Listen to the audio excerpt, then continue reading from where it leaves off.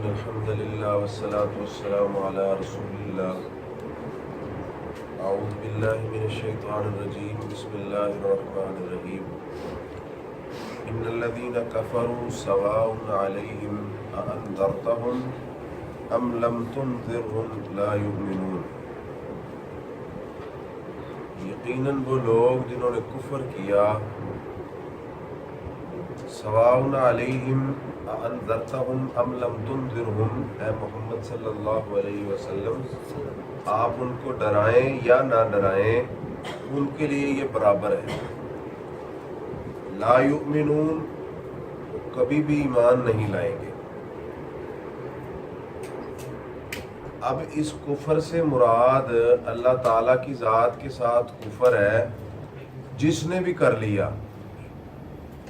اس میں کوئی پکی بات نہیں ہے. ہم سمجھتے ہیں کہ شاید اس کا مطلب صرف کافر ہی ہیں.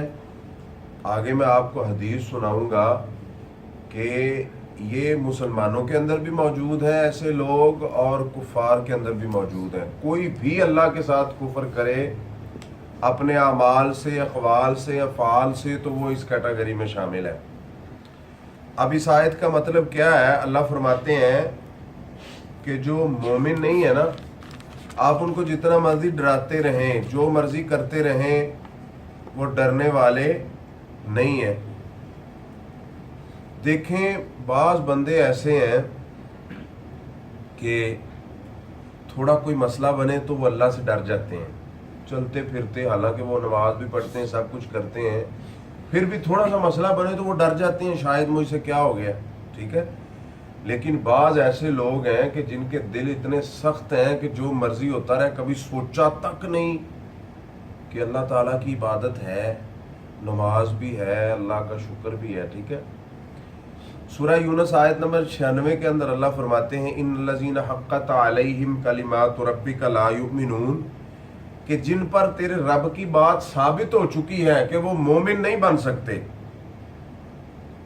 وَلَوْ جَاءَتْهُمْ كُلُّ آیَةٍ حَتَّى يَرَوْا الْعَذَابَ الْأَلِيمَ، آپ جتنی مرضی ان کو نشانیاں دکھا لیں، ایک کی بجائے جتنے مرضی قرآن لے آئیں، جتنی مرضی احادیث ان کو سنا لیں، جتنے مرضی دلائل ان کو دے لیں اللہ کی وحدانیت کے، رسول اللہ صلی اللہ علیہ وسلم کی صداقت کے، آپ کی نبوت و رسالت کے، اللہ فرماتے ہیں جو مرضی کر لو وہ مومن بننے والے نہیں ہے.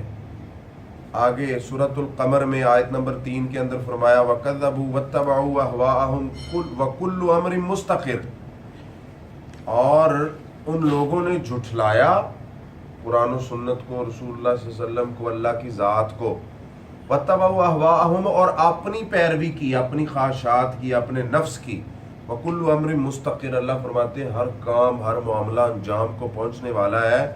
وَلَقَدْ جَاءَتْهُم مِّنَ الْأَنبَاءِ مَا فِيهِ مُزْدَجَرٌ، ان کے پاس ہر وہ خبر آئی، ہر وہ قرآن کی آیت آئی، ہر وہ دلیل آئی کہ جس میں مکمل سامان تھا ان کے ڈرانے کا اور ان کے ایمان کا، سارا سب کچھ ان کے پاس آیا. لیکن اللہ فرماتے ہیں حکمت بالغہ فما تغنی النذر، مکمل حکمت کے ساتھ ان کو ڈرایا گیا لیکن پھر بھی وہ ڈرے نہیں.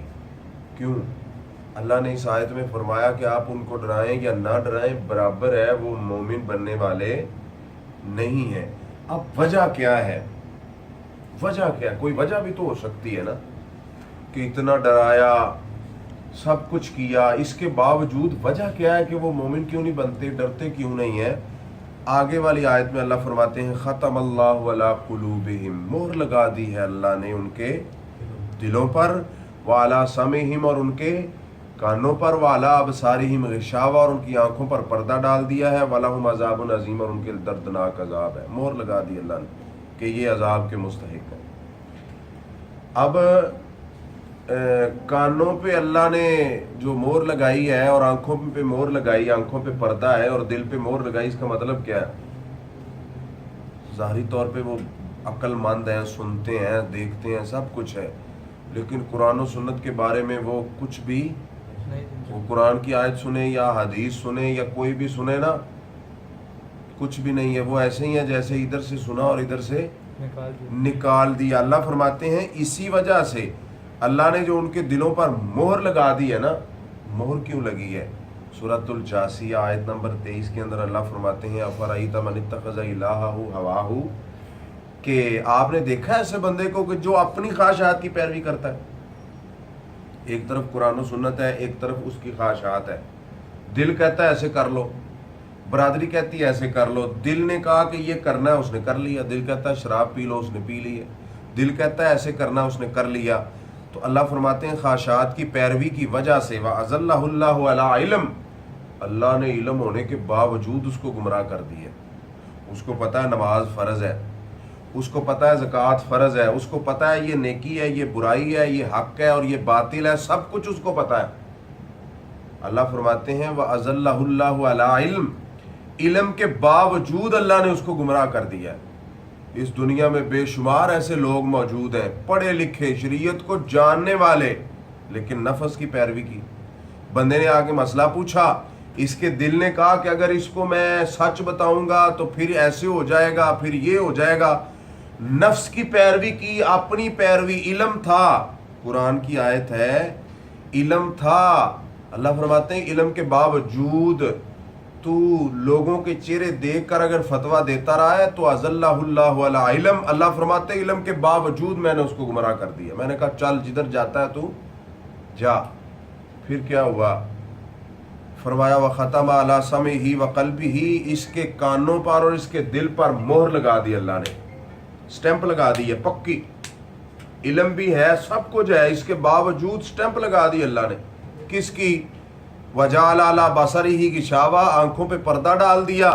फमन यहदीहि मिन बादिल्लाह अफला तज़क्करून, अल्लाह फरमाते हैं जिसको मैंने गुमराह कर दिया फिर सोचो कोई हिदायत देने वाला है? नहीं। देखें, इस आयत को सामने रख कर सोचें, बेशुमार ऐसे लोग हैं जिनके पास इल्म मौजूद है, इसके बावजूद वो गुमराह है।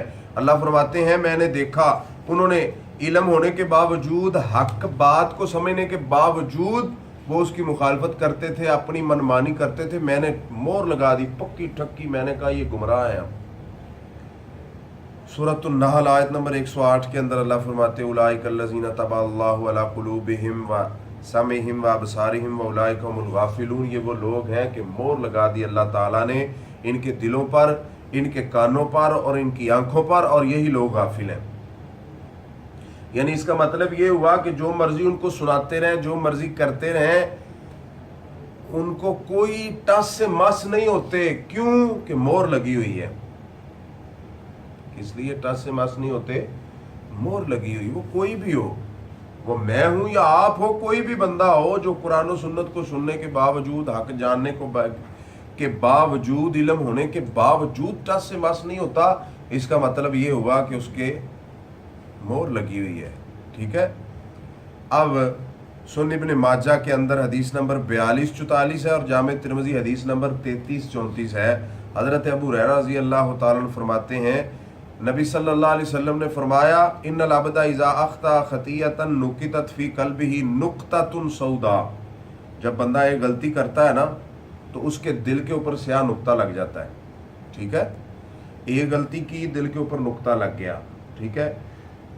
वहुवा नज़ा वस्तगफर वताबा सुकिला कल्बुहु, जब उसने गलती कर ली ना, उसको इल्म था, इल्म के बावजूद वो गलती कर गया, उसने फौरन तौबा कर ली। अल्लाह फरमाते जब तौबा करता है ना तो फिर मैं उसका दिल साफ कर देता हूं।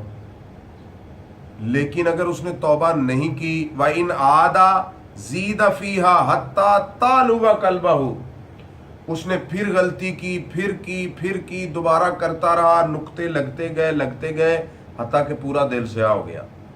आगे अल्लाह फरमाते हैं वहुवर रानुल्लज़ी ज़करल्लाहु, ये वो जंग है जो अल्लाह ने कुरान में जिसका जिक्र किया है। कल्ला बल राना अला कुलूबिहिम मा कानू यक्सिबून, अल्लाह फरमाते हैं कि इनके दिल जंग आलूदा हो चुके हैं, वो स्याह हो चुके हैं, उनके ऊपर जंग लग चुका है। अब ये जिस पटड़ी पे चढ़े हुए हैं ये उधर ही रहेंगे, कभी तौबा कर सकते नहीं कर सकते। अब ये जो हदीस पाक है कि बंदा गुनाह करता है, अगर तौबा कर ले तो दिल साफ हो जाता है, नहीं तो फिर वो क्या हो जाता है?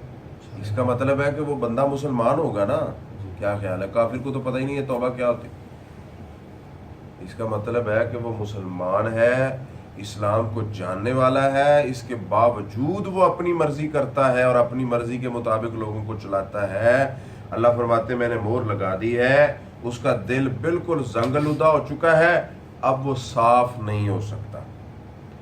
اور صحیح مسلم کے اندر حدیث نمبر 144 ہے، اللہ کے رسول فرماتے ہیں تو ذوالفتن علی القلوب کالحصیر عودن عودن، میری امت پہ ایک وقت آئے گا اتنے زیادہ فتنے ہوں گے، اتنے زیادہ فتنے ہوں گے کہ جیسے چٹائی کے جو تنکے ایک دوسرے کے ساتھ ملے ہوتے ہیں۔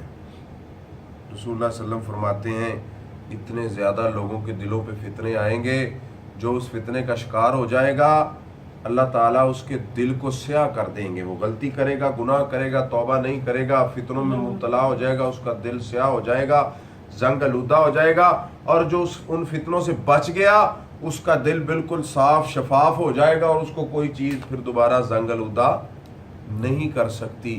اس لیے رسول اللہ صلی اللہ علیہ وسلم اکثر دعا مانگا کرتے تھے، یا مقلب القلوب ثبت قلبی علی دینک، اے دلوں کے پھیرنے والے رب میرا دل اپنے دین کے اوپر ثابت رکھ۔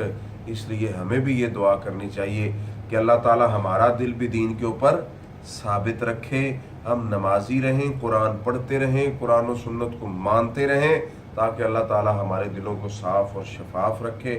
اللہ تعالی ہمیں عمل کی توفیق عطا فرمائے۔ آخر دعوانا الحمدللہ رب العالمین۔